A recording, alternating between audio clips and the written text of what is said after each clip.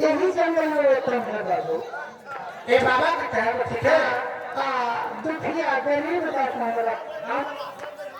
बिल्कुल गरीब है बाबू। अच्छा ये बताइए बाबू, तुम सब कहाँ के रहे वाला है? कैसे राजा का मंत्री सुनिए बाबा, सुना देता हूँ।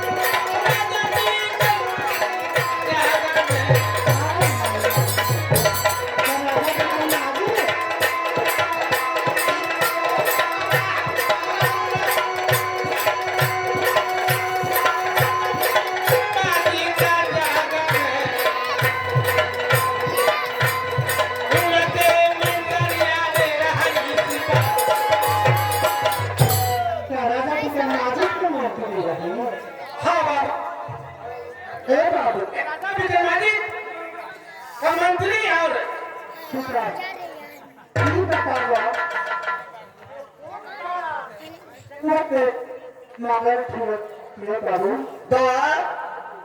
बच्चे जी है खोल गए।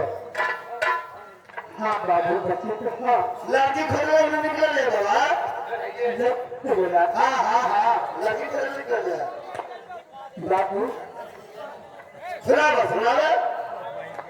हेलो हेलो, मैं तुम्हारे जरा संभालो ना। क्या रात में भले कहीं हटिया करती है?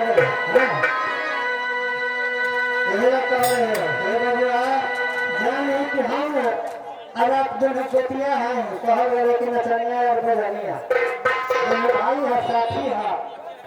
नचनिया के नाम मारे के चाहिए और बजनिया के नाम मारे के चाहिए। सुना कन्या एक बार संभालना बाबू।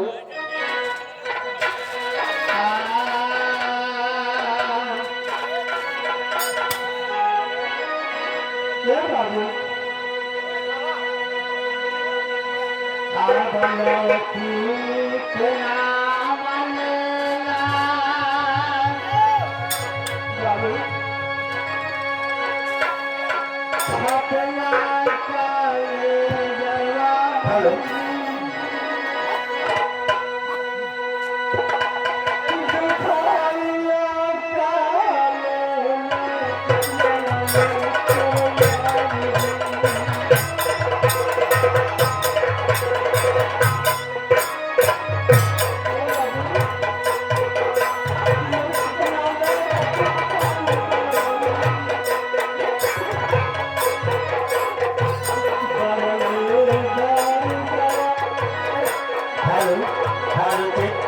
झाड़ू धिया है कि